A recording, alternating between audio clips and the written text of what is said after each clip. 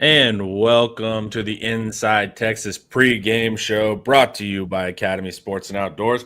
We haven't got to do this for a year, but now we are back. Only an hour till kickoff with the Ohio State University. Boys, I'm excited. We got Justin Wells, recruiting aficionado, paired with Coach Dub, recruiting aficionado. But guess what? We're talking all about the game coming up. We have keys we want to see on offense and defense. We'll talk some Baylor, Auburn, all of that kind of stuff. And then also just chat. This video is more to hang out before the game, discuss our thoughts, see what we want to see, that kind of thing. More of a relaxed environment. Ooh, Will Butler says J-Dub. Shout out J-Dub. East Texas in the house. East Texas in the house. All right, boys. You want to talk quick Baylor and Auburn first or get right into our keys? What would you gentlemen prefer? It's up to y'all. Well, I mean, we about to have number 1 versus number 2/3, so we can talk about that, or we can talk about how Auburn might be a little bit better than we thought.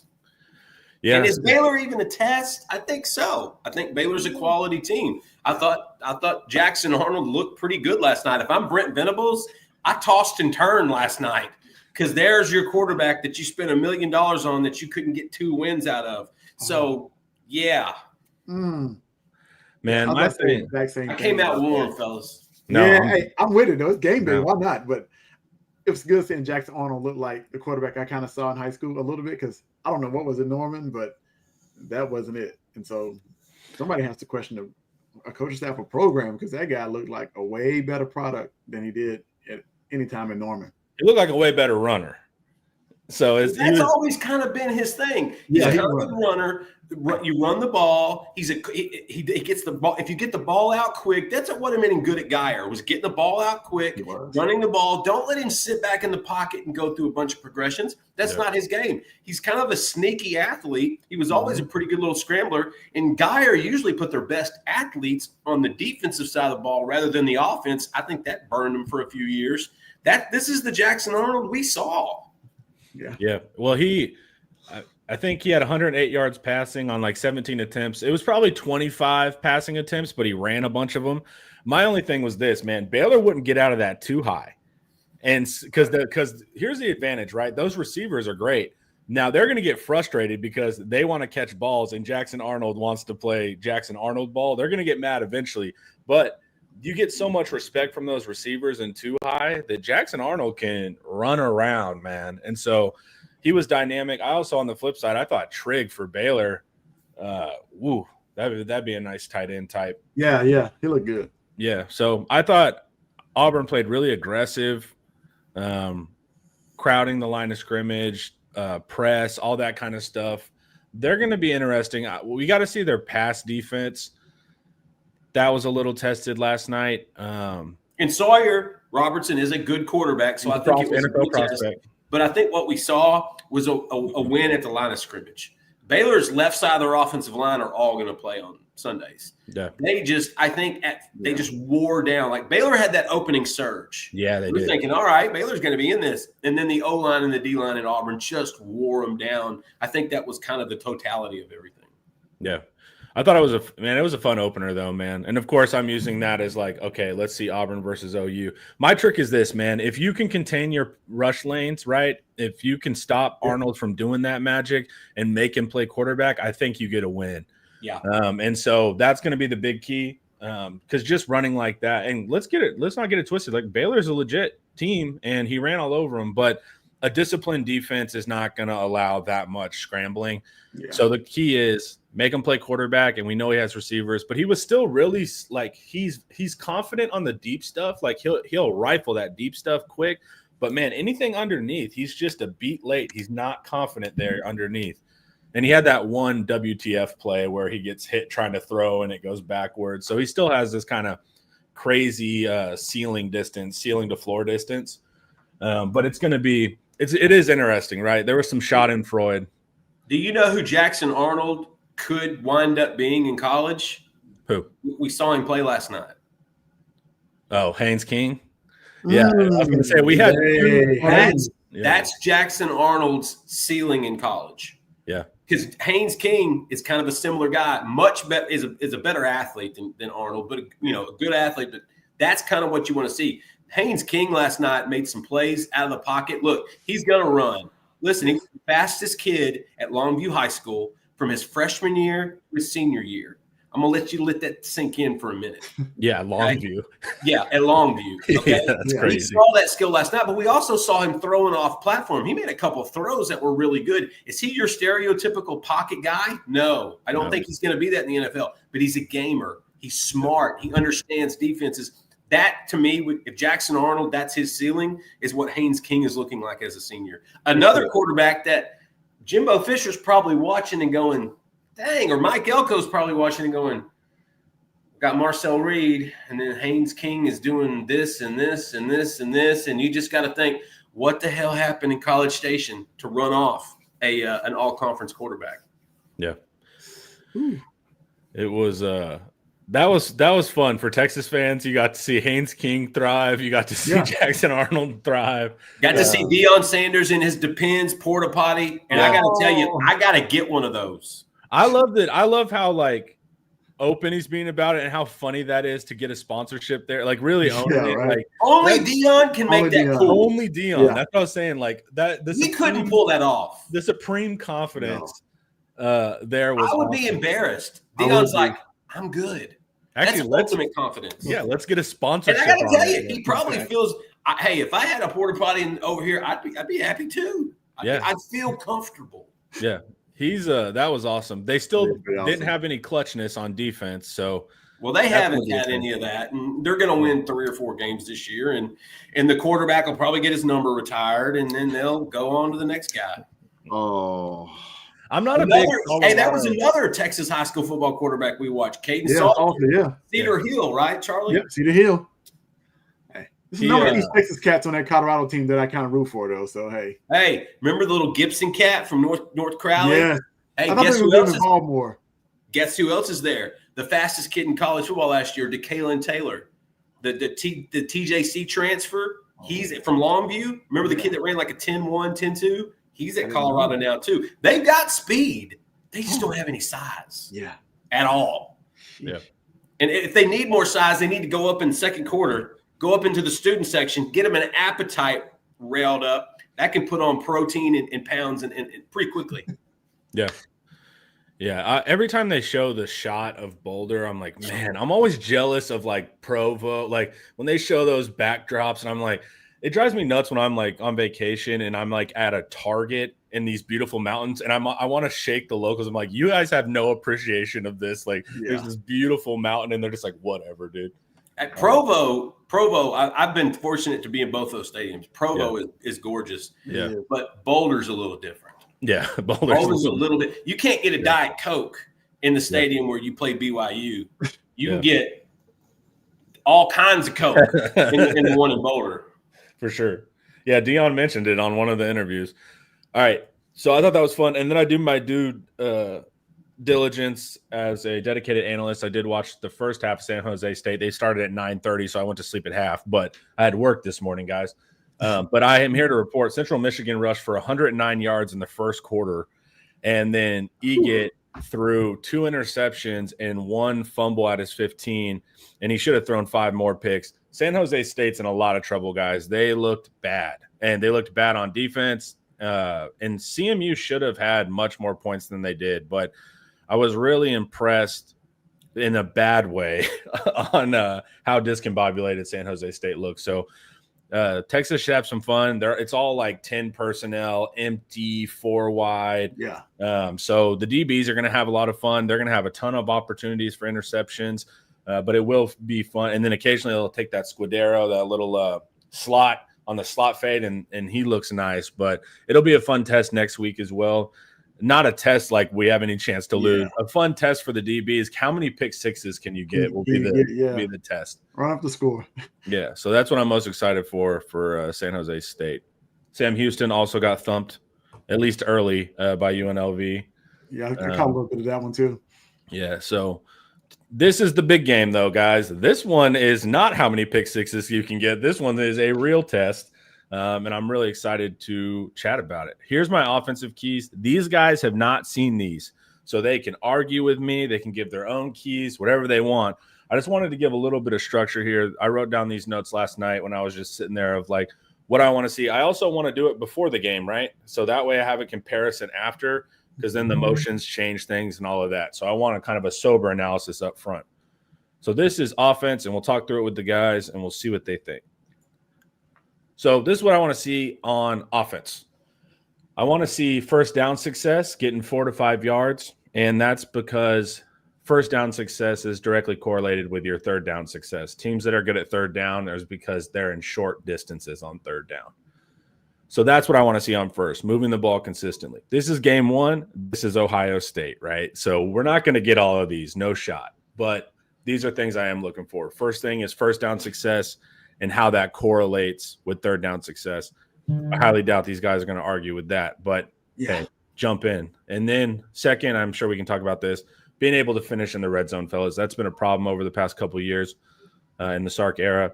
Sark does not want to hear that anymore, by the way, from the presser. He cracked me up whenever he was like, well, it's been talked about in ad nauseum since Ohio State. Last time they played Ohio State. Yeah. So if I'm Sark, I'm probably a little tired of it too. So am I. But still, we need to see it, right? Yeah, we still got to see it because it's been 2 years of this issue. So, and we thought generally, hey, man, this might be a Ewers limiter. But if we're struggling again, now this is Ohio State, but if we continue to struggle in the red zone, then there's something systematic in how we're practicing or how we're play calling in that situation. So that's a big thing.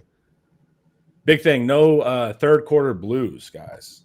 I want to be consistent throughout as much as possible. I don't want – well, I do want crazy scoring in the first and second, but I don't want to disappear in the third and then reemerge in the fourth. What do you guys think about that? Look, I'm going to agree with you, especially on that first take. That's one of the things I wrote down this week. We don't want to be in second and long at all. Like, we need to stay out of that because situationally, I think Matt Patricia is good at dialing stuff up. So I don't want to have our offense in a second and long, then get in the third and long.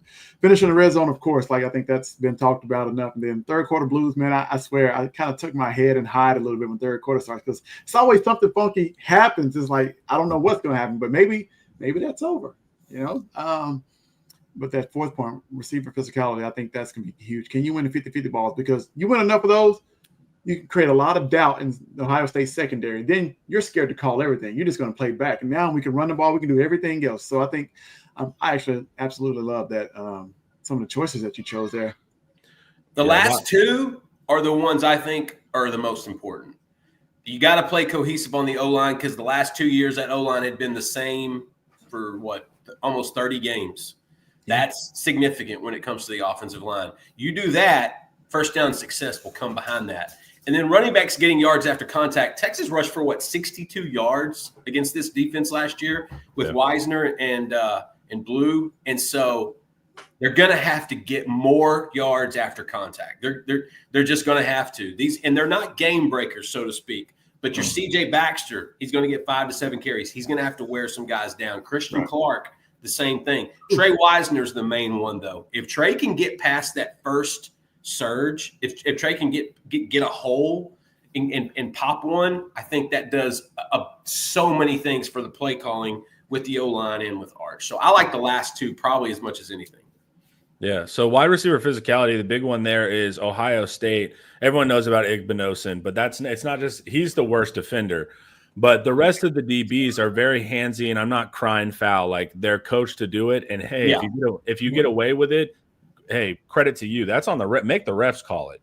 And so, but if you pass any of their DBs, they have the perfect jersey tug, right? If you get them on the fade, they'll pull you down. They know how to get you off the line. So they're going to be physical. And what we do know about our receivers, Wingo, Livingston, Moore, is they're playmakers and they're downfield threats and they have speed. But can they get off the jam? And when they're getting fouled, man, does that rattle you? Do you get mad and now it takes you off your game? Are you going to get physical back? Because, if they push, you can push. And so that's going to be the big thing. So that's what I mean with physicality at the wide receiver position, because Ohio State is going to make you test that every single down. And the refs aren't going to call it every play. It destroys the game. So you just got to be ready for that. Got to have it downs on cohesiveness. So cohesiveness can also mean, picking up stunts and games and pass protection. And that's going to be, that's going to be big, right? If we do whether it's Neto or Stroh. Baker's a new tackle. Campbell got targeted a lot last year on those games. Yep. What a defensive coordinator is looking for, it's offensive line is a weak league position, meaning you find the weakest member and you run games at them. Yeah. You'll be able to tell very quickly what Ohio State thinks of each player by where they're running these things. So that matters. And of course, they're going to want to get interior pressure on Arch.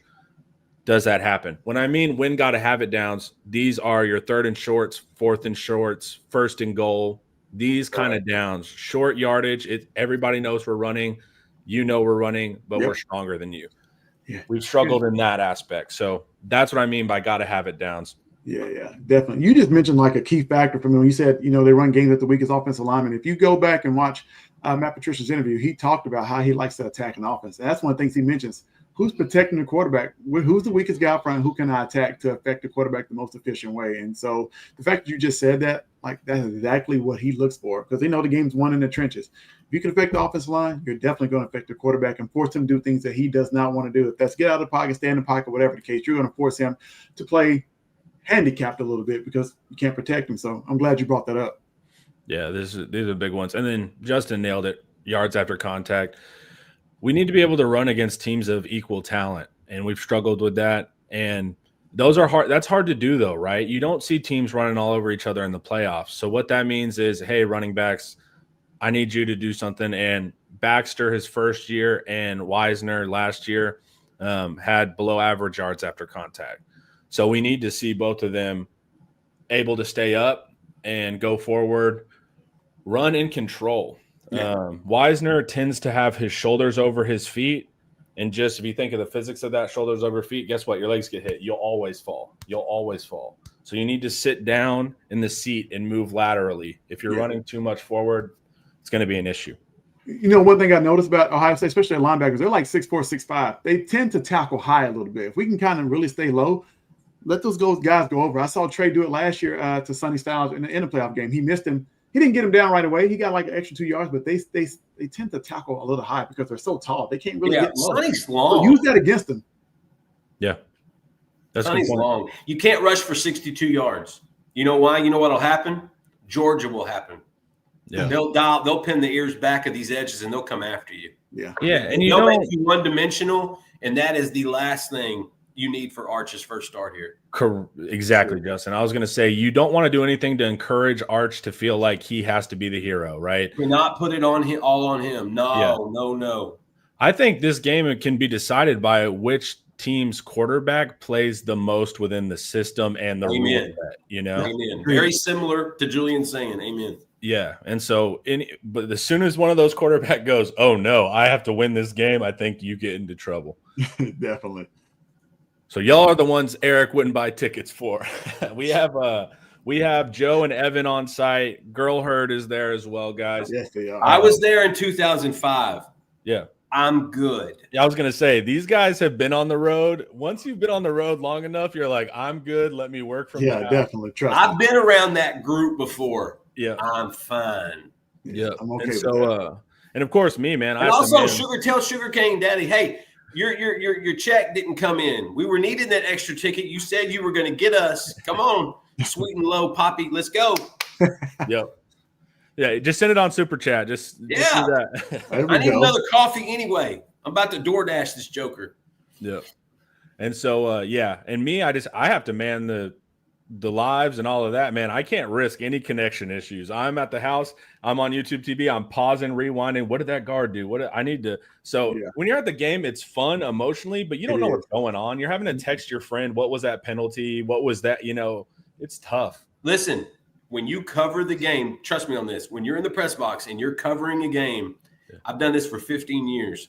You would be shocked how much stuff you miss. Yeah. It's crazy. On television is the optimal viewing because you still miss a few things, but you don't miss much. When you're covering a game there, you think, oh, well, you're there. You'll see everything.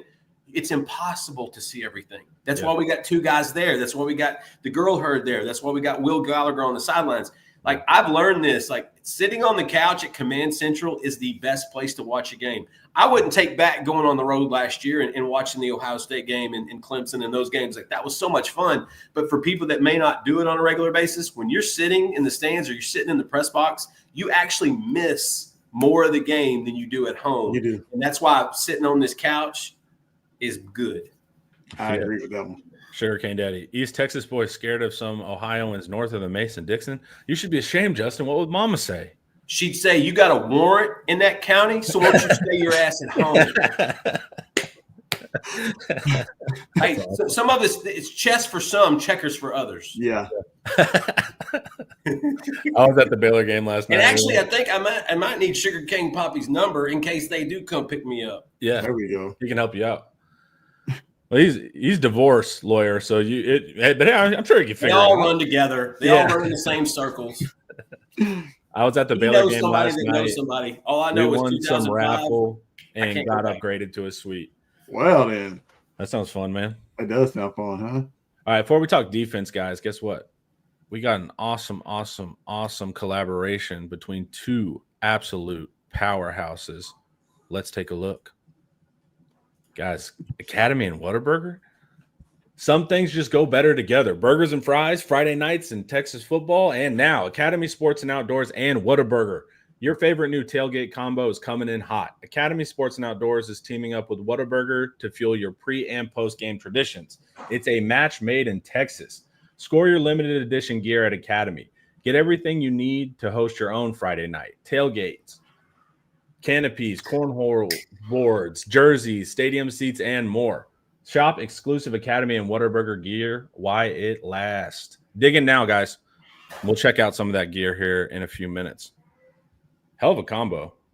And you'll see they got some cool stuff. We'll show it to you. All right. Here's what I want to see on the defense. Okay. Win crucial moments. What do I mean by that? So there's some times like the Georgia game, right? We get the second string quarterback. It's obvious he's a runner. He's near the red zone, and we don't stop the run. Yeah.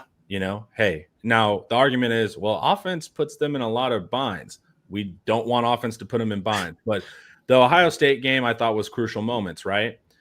And I was watching another YouTuber made a great point. He was saying that Texas had a ton of disguise. We would show man and drop into these Tampa 2 looks, meaning that we'd have guys at the line and they would have to turn around and run to their zone. Well, when you do that, throw a screen because all of the defenders now have turned back and are running to a zone. They're not anticipating the screen. So that's an example of losing a big moment. Will Howard, it's crunch time. He makes that quarterback run. Right. Ah, man, those big moments, and then also, of course, Jack Sawyer and Ewers, right? So the big moments in those games, Ohio State would win. We need to win those on offense and defense. So those are the crucial moments that I'm talking about, even though I love this defense. And Eric reported that, they feel supremely confident in this defense. It could be an all-timer. We'll see. Right. But that's a big aspect for me. I want to see the interior defensive line stopping the run. We're hearing good things, Cole Brevard, those kind of things, but are we getting into zero sum here, Justin? We have to see, are we looking good against the run? Because our interior offensive line's not great. Who knows? We don't know. We will see in less than an hour. But we need to know what our interior defensive line is with our 90 transfers. Any points on these first two guys? The defense is always going to be ahead of the offense in August. That's just the way it works. I think that's part of it. I also think that these 3 shifts that they use on the D-line are going to be the most effective way to play an entire season. Like this is going to be a 14, 15 game season if everything works out well. And you need that depth. And I think that's what's so important. And also there's no Trayvon Henderson. There's no Quinshon Judkins. I think that's significant. Look, I remember James Peoples. We covered him at Veterans Memorial in San Antonio. Texas offered him. I remember C.J. Donaldson at West Virginia. Like he was a bowling ball. That guy was great, but it's not the same run game. And I think with saying there's a lot there that the D-line could be very effective. I'm curious to see which one of these defensive tackles gets pressure. That's the big – I know they're going to stop the run. Who's going to break contain and who's going to get up and like force the pocket? Who's going to change people's minds on that Ohio State interior? Yeah, they've been roughing up Texas interior O-line for about the last month. Same thing happened last year. It didn't really affect them either. Yeah. That's important because you got to stop the run. You don't want them to get any kind of confidence. You talking about the safeties and they're holding up in coverage. I don't think Ohio State did a lot of this last year. They kind of lined up basically 11 personnel. They didn't go bunch.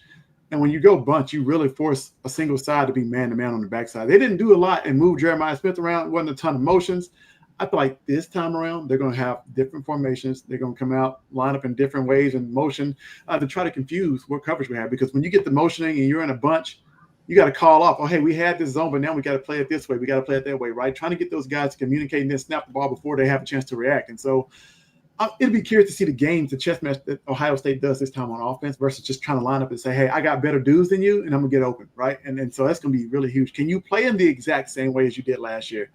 That's going to be remain to be seen. And as far as confusing saying, I think it takes one good sack where he's back there like, I don't know the kid's name, but I know his last name is Gundy, and he's like this, waiting on the snap, hands just shaking, scared. I think it takes one good sack on him before he goes, okay, I'm looking at the pass rush all day. I'm not looking at coverage anymore. Where's my first read? If it ain't there, I'm tucking and running. That's all we need to do. Yeah. So safeties and nickels. This is my homage to Ian Boyd's concerns, but we'll see. So we know that Ennis is a good player at that slot spot. He runs a really nice crosser. I watched it versus the Akron game. So can freshman Grayson Littleton hold up there? Man, we're hearing nothing but praise, man. But hell of a test to start out. So we just got to see there. And then also, opportunities if they go 12 personnel, bring Jelani McDonald down to that big nickel, see how that goes. Safeties, getting matched up in something like a 4 wide, having to deal with Max Clare, those kind of things. That's important. Are we going to stay with everything capped and keep it below us? Are there going to be situations where we do get matched up where we have to carry these receiving threats vertically and you're one-on-one? We'll have to see. That's the big key there. Last year we did a great job of avoiding that and keeping a cap on everything and really incentivizing either a run or a short pass and then rally and tackle. But one big theme that when following Ohio State offseason, they did not like that Jeremiah Smith got X'd out of that game. And so they said, hey, we've been working where we know teams are going to take that away from us now. How do we come up with concepts? And like you said, do we move them to the slot? Do we do little cheat motions? How do we get them off of that? So that's going to be a big thing. And Hartline, that's that new offensive coordinator, and he will actually be calling this game, supposedly, from the press box. He's going to favor that receiver room that he has made legendary, right? And also, I don't see him going like, man, they got a safety over Jeremiah Smith. What are we going to do? He's going to be like, Jeremiah Smith's going to beat the corner and then beat the safety. So there's that aspect. So that's a big key for me. And also, if they pass this test in game 1, man, that national championship ceiling goes up on the defensive side at least. Yeah. Confusing saying, Texas did a lot of really fun disguise last year. They would be too high and play it straight up. They would rotate into cover 3. They always did something to where Ohio State could not see pre-snap how to throw it to Jeremiah Smith. That's a big factor. If saying with a really fast release, if you watch him in the spring game, it was all catch, single step, throw. Yeah. If he can stay disciplined in that regard, I think he'll be all right. He does throw a nice seam. You'll see one to Max Clare that he gets in the spring game too. You got to be wary of that. He's a good young passer, guys. Accurate, quick release. The goal is to make him doubt himself, make himself think that he's got to win this game against the Texas defense and start trying to play hero ball. I think you have an advantage if that occurs. Yeah. Great. You had to bring up Max Clare, man. I forgot about it for a split second. I was like, oh, great. That's the guy I worry about. It should be Jeremiah Smith, but I'm worried about Max Clare. Yeah. For sure. Running up that middle is going to be tricky. And I do want to see, they have good depth at tight end. They have 2 guys that are really good pass blockers. They have Jelani Thurman, who Ohio State says is the highest ceiling out of that whole room.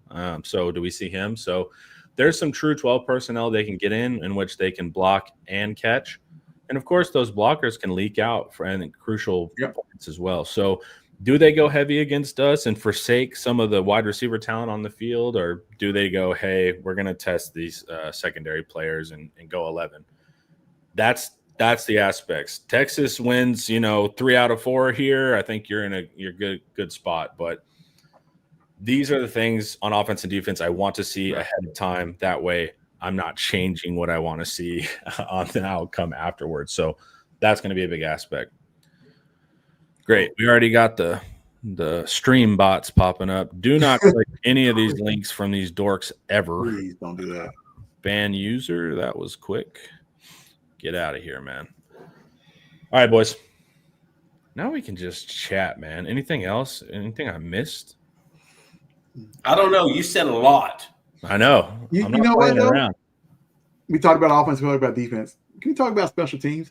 We hope that it's improved. I know we got it. We got us a brand new punter. But if we get in a situation where, hey, we got to win the field position battle, I think it's huge in a game like this. And so I'm ready to see what the special teams really will look like this year. Are we going to have penalties that back us up and we have a good return? Or are we going to field the ball well? Just so many nuances of the kicking game, right? And so I think it's going to be huge in a game like this because, man, just the slightest edge can tilt the game either way. 1,000%. It's JL had a question. Did you see that one a little while ago? Which one? Status of Gooseby. Oh yeah. I'll try to pull it up. Justin, what can you tell us about the status? I can tell you what we've been saying at Inside Texas for the last 2.5 weeks. I feel bad that JL is not a member of Inside Texas. That hurts my heart. Come join. He's playing. He wasn't going to miss this game. If it was a different game, I can tell you he may not be playing, but it's not. It is what it is. He's out there. Get ready. Sugarcane Daddy asks, not Arch. Good preface. If one Texas player comes out of nowhere today, dominates, and introduces themselves to the nation, who do y'all think it would be? Jack injuries. Injuries? That's my pick. Because so many of these guys are known. So I'm trying to think of guys that aren't necessarily known. I know who coaches. And I don't think any of the younger guys are going to get too much run, like a Justice Terry, a Lance Jackson, outside of a Grayson Littleton maybe. People know about white chocolate. There's nothing new there. Parker Livingstone has been. Coach is going to say Livingston. Hey, man, it's my guy. I love it, man. $1 million smile, the long flowing hair. I'm telling you. The porn stash, dude, has everything America you need. Is going to be put on notice. Did you see that suit he was wearing, Coach? Yeah, he was looking nice, man. That's called drip. I learned that today. Yeah. That's called drip. Yeah, he's gonna be interesting. He's gonna be matched up generally with Matthews, who is more of their coverage guy. That'll be interesting.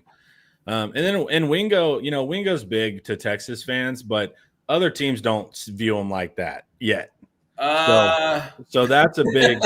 Trust me, I've been reading the comments. I know, but do you know Wingo made at least one big play in almost every game they played last year?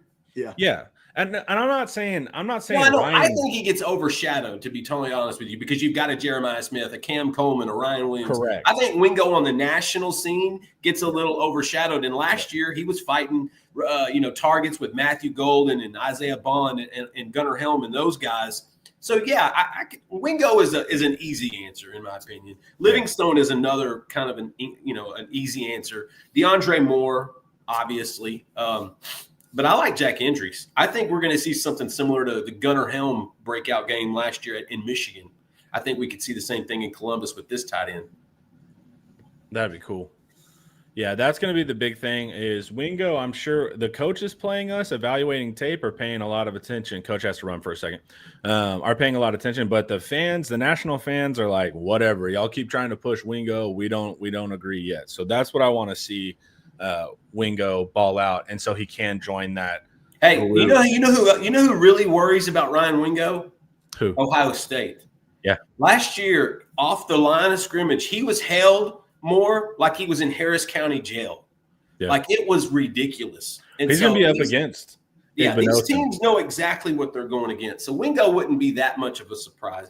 But again, nationally, there's just other guys, and give those guys credit. They've been more productive. They've made bigger plays on the bigger stage, just the way it is. How about a real deep cut? Let's get some Christian Clark balling out. Hey, listen, I made a crazy prediction. I wouldn't be surprised if Christian Clark is the lead back by the end of the season. I agree. And that's not a knock on Trey. Trey is an absolute canine with the ball. Like you got to have a Trey Wisner in your program. CJ Baxter, they're going to bring him along slowly. Do not expect more than 5 to 7 carries per game for at least the first month. They're going to bring him along slowly. Christian Clark is the one that was really, really bouncing till that injury last year. Yeah. And he is to find more of that explosiveness after an Achilles injury. That's really hard. And so I'm a big Christian Clark truther, but I'm telling you right now, Trey Wisner is the guy. Like that's I love some Christian Clark. I love some CJ Baxter. Trey Wisner brings out the best in his teammates. And that's why I think he is so valuable. It's not just his running style, not just his play, not his mindset. I think people around him kind of feed off of that energy. Trey just brings a workman, dog, canine mentality. Well, you remember early in spring, it was kind of Jarrett Gibson was getting circled and so sources really like him. Let's try to get him up to speed. Nope. Like Trey's like, yeah, okay, that's cute. Like coming out with that mindset and that leadership is going to be hard, man, to beat that mindset. He's locked the hell in. We also had a good one. I lost it, but Bo Meester, punter. Yeah. Hey, man, go watch what he did. There's a cut up of him versus BYU. He was trying to win that game like 3 separate times. BYU offense couldn't handle their part of that. But to have a real dynamic punter, you don't know what you got until you don't have it. And I think he'll be really strong situationally. We need better field position. That was one of our huge weaknesses last year. That's going to make your defense look better. That's going to keep saying backed up and nervous and pushing. That's going to be a huge factor. So coach bringing up special teams earlier, I think, is absolutely true. I want to see our return game. Last year wasn't much of it, right? The Silas Bolden experience was an absolute blast. But it was scary and fun. But we didn't get much actually out of that. So I want to see what we do in kick return, punt return. Hey, man, we need that third phase to be what it was earlier in Sark's era when we were dominant there. Do we see more punt block? Do we try to go after guys more? All of these things are important to me and something that I'm really kind of keyed into. Hey, I got a quick update on Trevor Gooseby. We just talked about him.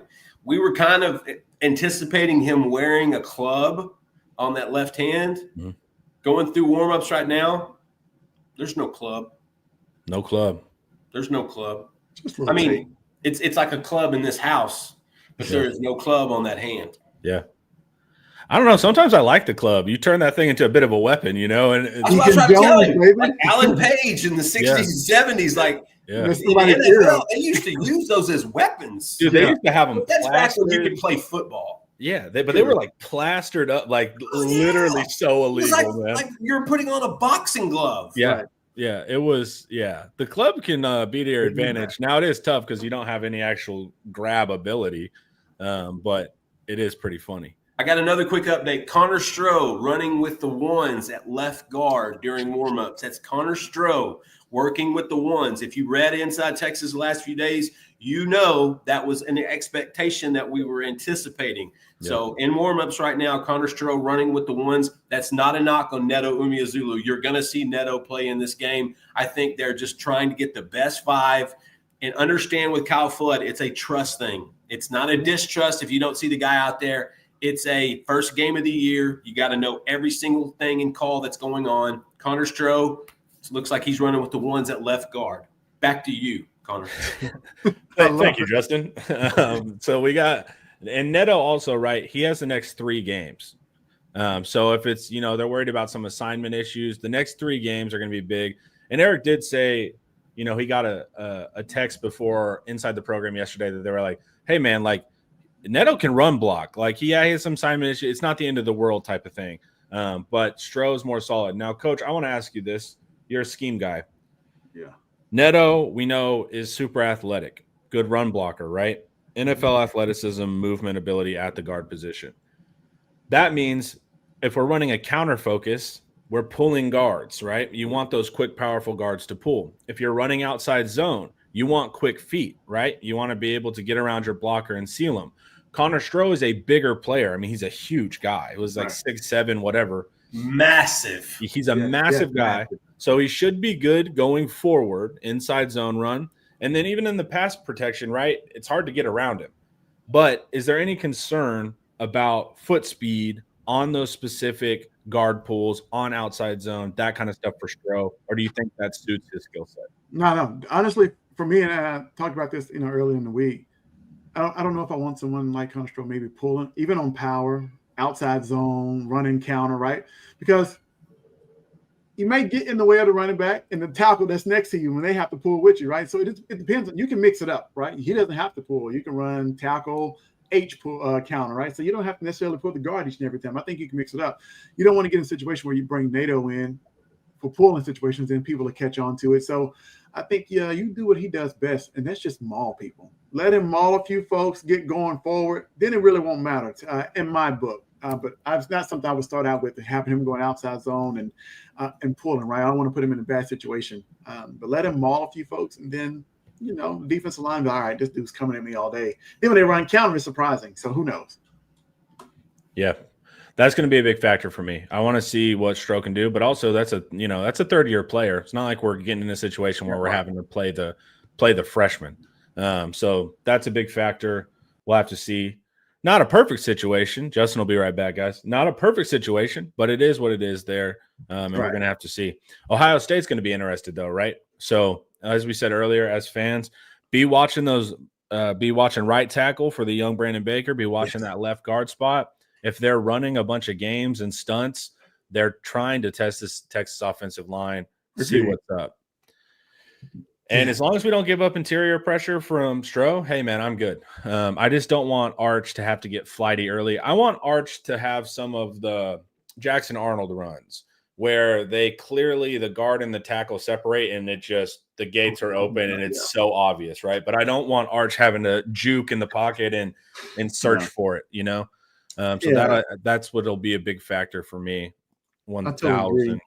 And watching Sark over the last few years, man, he attacks the perimeter first, pretty much, and a lot of times in big games, just to see if the outside athletes can kind of hold up versus running straight at somebody. And so, it'd be curious to see if he starts this game off that way. Because just history, going back and watching film and really studying his offense, he likes the quick screens. He likes perimeter plays early, just kind of get the play going. That's his layup, right? And so I'm curious to see if he does it this game, right, to get everybody going, get Ohio State chasing sideline to sideline before actually running at them, kind of get them tired out because they don't have much depth on the interior defensive line. 1,000%. That's going to be a big factor too, right? We want to get into that interior depth for Ohio State, see what they got. They're really confident with those starting two, and I think Jason Moore as a third tackle they feel pretty good about. But unfortunately, it's not very hot in Ohio. It would have been nice to play this at Texas, so they're forced to get in their depth quicker, but they do have kind of the weather advantage, so the bigger guys might get more reps than they would have, or definitely will get more reps than they would have dealing with the Texas heat. Check this out, Coach. Academy Sports and Outdoors, baby. What a combo with Whataburger. So this is what we got here. I'm just going to give you a quick little shopping menu. All right. This hat is dope right here. I like this. That'll be cool. Yeah, I like that. You can get the Magellan's Cup. Also, get you a nice little stadium seat for those awful stadiums that still want to do everything metal. Don't do that to us. Hey, you want to carry around all your tailgate gear or your toddler? Here you go. Whataburger cart. Of course, cool guy shirts, right? Real gentlemanly stuff here with Magellan. Yeah.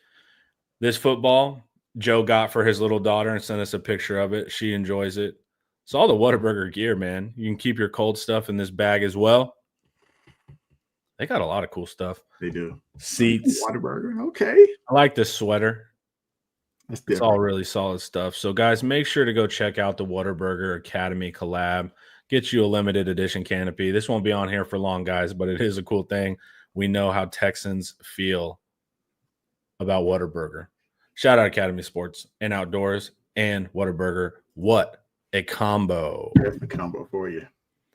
Man, we're getting close, Coach. Like 15 more minutes until we're off. I'm excited over here, man. Hey, look, I'm moving around in my chair. I'm getting a little antsy, butterflies. I feel like I'm playing or coaching in the game. I don't know. I'm ready to go. I'm fired up. So am I. And then Sugarcane Daddy says, Coach Corso is going to pick a mascot here in a minute, FYI. Yeah, I don't have – I'm going to see. Let me pull up my YouTube TV, see if I can get game day popping. Because that's going to be cool to watch. Bot number 2. I want to watch Corso's last pick. Oh, look, more scammers. We love it. Yep. Ban user, delete comments. I've got a nervous pit in my stomach. We are so back. Normally, I'm super nervous before games. This season, off season, has been so weird for me. Like, I probably have the least read on this team. Like, I have no idea what the offense is going to look like. I hear all the reporting, but it's like, Inside Texas has held it down. Not a lack of information. I just don't know, especially with this game one. I'm going to learn a lot, and the great, beautiful part is you're going to learn a lot, good and bad, right off the bat. You're going to know what's up with your team. But I'm not as nervous. And normally I'm nervous before any game. It could be UTSA and I'm nervous. Yeah. But I'm not. So I don't know if that means I'm confident and not nervous, or just I don't know what it is. This offseason has been weird for me, dude.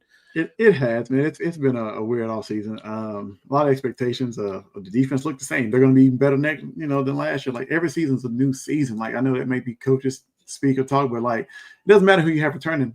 Do they play the exact same? It's just so much. It's Arch season. Like, you've been waiting to see Arch for the last since he got there, right? And it's like, now it's his turn. No more, rotating him in or anything like that. Like, it's Arch season. So the guy's supposed to take us to the top of the mountains, right? And so it's just so much, man. It's just you're just ready to see it, how everybody performs. And so, but I get nervous before every game. I can't help it.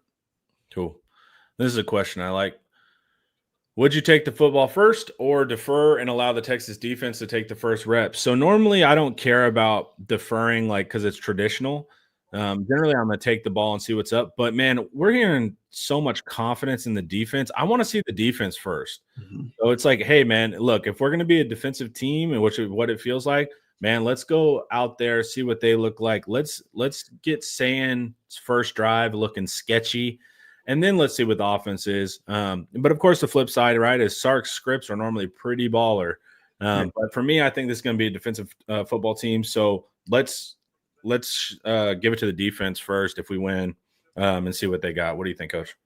Usually I like to go defense, especially if that's your better unit. Put them out there, smother them out, get them 3 and out. Kind of looking at some games, though. Like, when Sark gets the script in his hand, he's ready to go. He's dialed in them first 10 plays. If you're able to go down and move the ball against like he did against Michigan in some other games, it puts pressure right away on Ohio State's young offense. So, if you really believe in what you got going your first opening script and you go down, even if it's a field goal, the pressure's automatically on Ohio State because they don't know what you're going to come out in on offense, essentially, right? They have an idea. Yeah. But if you're able to move the ball, even if you flip the field, the pressure goes right to Ohio State's offense. So, man, you know what? I'm going to put so-called the weaker unit on the field. I'm going to go offense. I'm going to go get some points, and then I'm going to choke you out after that. That's how I feel. Cool. I'm down. Yeah, I'm down either way. I'm super excited to watch both sides, especially Arch, right? Mm-hmm. This feels like, we cover the recruiting world. So it's been a long time coming. So Arch and all of that is going to be a major factor. Coach having to try to fight off his little girls. Yeah. Good luck, man. They don't want to pay attention to you when you're not on screen, but as soon as you're on screen, they're like, "Hi, what are you doing?" Yeah. So that's going to be a big factor for me as well. Chat, anything you guys are most excited for? Anything that you think Texas is going to have a ton of success with, or Ohio State's going to have a ton of success with? Put it in the chat. We'll throw it up on here and talk about it. I want to hear what you guys think as well. I did see something about a Wingo breakout game overshadowing Jeremiah would be awesome. That'd be absolutely awesome. It's that's what I said earlier, that Wingo to us is really known, but the national fans, they aren't playing that. All of our comments from any content we've done this week is like, y'all are selling this Wingo guy. We don't know who that is. And so, hey, this is an opportunity for Wingo to let them know real quick who he is. Still concerned about the return game. We talked a little bit about this. Ryan Niblett is running with the ones in the kick return and punt return, by the way, and if you guys already discussed it. Perfect. So Niblett's going to be a cool player, right? So he's in that 21 personnel kind of receiver-ish running back position. And if you remember and remember Keelan's usage, there was one point where he had like 7 carries for 4 touchdowns. So whenever that package comes on the field, like Sark's trying to score right now. So as soon as you see Niblett show up, alarm bells What are we going to see? We used to see Diamondback formation. We used to see awesome stuff when those guys came on the field. So that's going to be a major factor for me as well. You got to understand about Niblett. He has God-given speed. Yeah, his speed is different than a lot of the rest of the team, all the rest of the guys. Yeah. You just got to find a role for that guy. And you know what's the coolest thing about Ryan? He has never griped once about changing positions, going on both sides of the ball. First 2 years, I don't think he sniffed the field. Some guys like to hit the portal in that regard.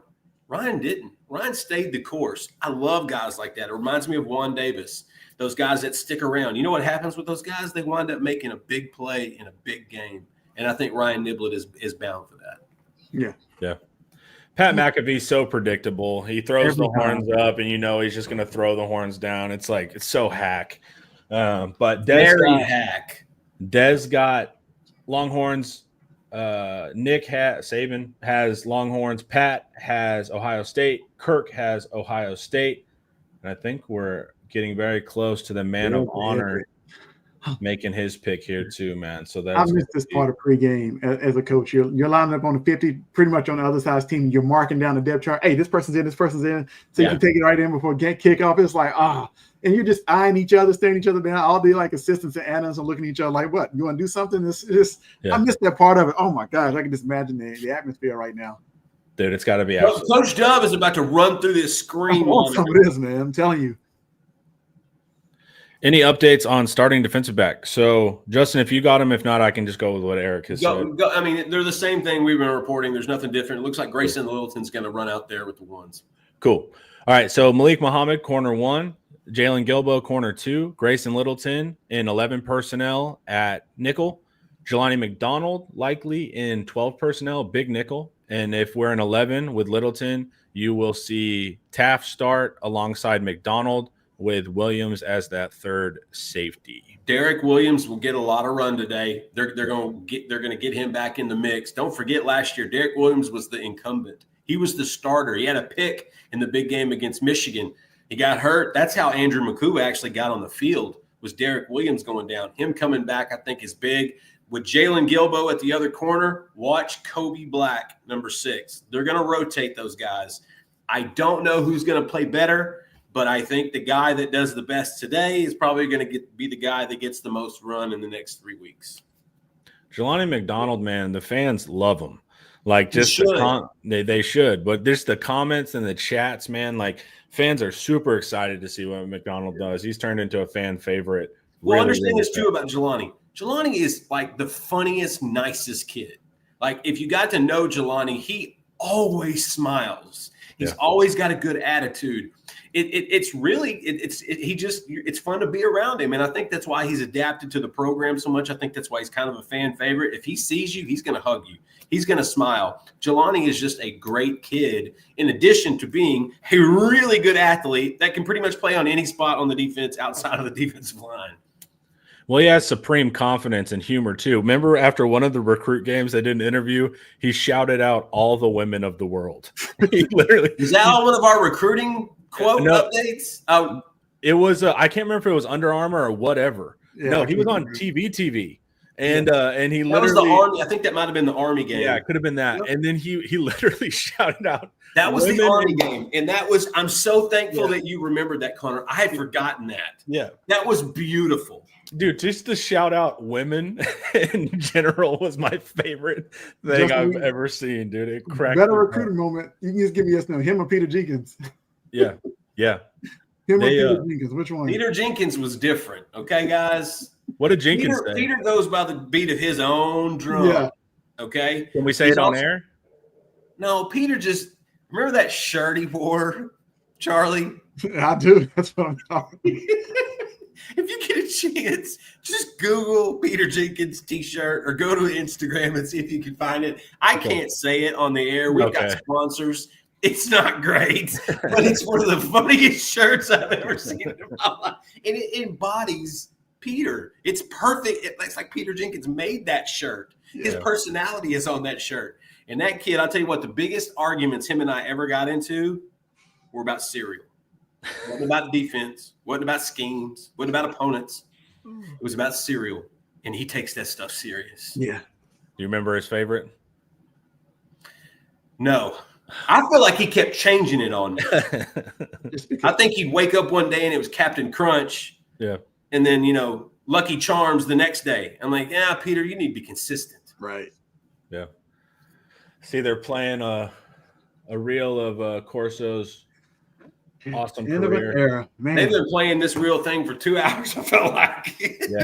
Yeah. He deserves it, man. He does. He does. I don't know how much of it he actually knows is going on, but he definitely does. Well, he's got, the new era is like the Barstool kind of era, and it's kind of mean-spirited. His stuff was always funny and engaging, but because he was real. The Barstool people aren't real. That's not real. It's all trying to be like shocking frat bro stuff, but like Corso was able to bring the fun and that element without having to lean into that kind of modern sports world. And so, absolute legend. Unless he doesn't pick us, and then his not a very legend first anymore. pick was the Ohio State Buckeye thing. I just have a feeling that's going to be his last pick. And I don't know if he's going to do the switcheroo, but if we don't get an F-bomb, I'm going to be disappointed. Yeah. Really? Like, you cannot not go out with how you went in. Yeah, exactly. What is the FCC going to get you now? They don't care. Yeah, okay. It's going to be a big factor. It's been fun to watch the game days and the big noons and the new world of Connor. Pregame. We're back, dude. We're so back. I felt it a little bit last week in week 0, but week 0 still doesn't feel real. It feels just kind of weird. It's not. You know why it's not real? That's why they put a 0 beside week, because it's not real. But watching it last night, I was like, oh, we're back in this, man. Got the multi-view on YouTube TV, dude. I got everything going. They need to deal with I saw YouTube and Fox hammered out their differences. Yeah, they figured it out, which is good. Because also, man, this YouTube TV started out at like $30, and now it's $90. I remember. Is it really? Yeah, it's like 80 something. Have you seen how much ESPN Plus is going up? I know they send me an email of like, hey, we're updating it, and they just like increase it by like $1 every week, it seems like. Well, yeah, I think the last email I got was $144 a year. And so it's and hey, Connor, I had to clip victory this week too. My Rangers are out of the pennant run. The Stars don't get started for another 2 months. Yeah. I had to go ahead and clip victory. Yeah. I still have them just because off chance you gotta I have need them. But it's in your position, you gotta have them. Yeah, it's when Texas and Sam Houston State pops up on ESPN Plus, I'll have to get that stupid thing again. Yeah, exactly. Remember last year, Arch's first start was it's the Buckeyes. I told y'all he chose went the Buckeyes. I tried to tell y'all he could not do that there. Yeah, I'm not mad at him, man. I don't get mad at him. Who cares? Who cares? It's he's awesome, man. Congratulations, man. And you know what's really been beautiful is how much like Kirk has taken care of him. Like the past couple of seasons, like their connection is strong. It's symbiotic. Yeah, is what it is, because Kirk didn't really have any direction before this show. Yeah. So when they came together, it gave Kirk purpose. He and wasn't a big-time quarterback in college. He didn't really know where he was going to go. Yeah. This gave him purpose. Corso gave him direction. True. Well, also, just time for another scammer, right? I was going to say I got him. But even when Corso would have kind of a senior moment, Kirk would do a great job of getting him back on track and really just like protecting him on air. It was really some of those moments were obvious too. You're right. I've kind of forgotten about that. Yeah, and so it's just like Kirk really has done, like, you can see the love he has for that guy. So shout out Coach Corso. It's going to be a different show next year. And listen, Corso hasn't been as ingrained in it in the last few years. Obviously, he's gotten older. They've gone in another direction, kind of with McAfee and all that. I'm curious what they're going to do moving forward. Like, I think we're going to see the same guys we've been seeing this year, but I don't know. I don't know how. I feel like there's got to be something to kind of slide into that. Right. All right, boys. Saban's not putting on a hat, so Saban's not going to play that. Saban's not doing that. All right, guys, we got Sam Macho in the booth as well. Shout out Texas. All right, that's a wrap for us. But guess what? As soon as the clock strikes zeros, we will be on the post game. So come hang out. It is big time, guys. And also, Here's where you can hang out during the game. The live game thread, guys, InsideTexas.com. Best team news, best recruiting news, best analysis, best community, all of that. You guys need to come join Inside Texas right now, and you can get $1 for your first week and a complimentary year to The Athletic. All right, guys. This was the Inside Texas pregame show, and it was brought to you by Academy Sports and Outdoors. Let's get this win, y'all. See y'all post game. Peace.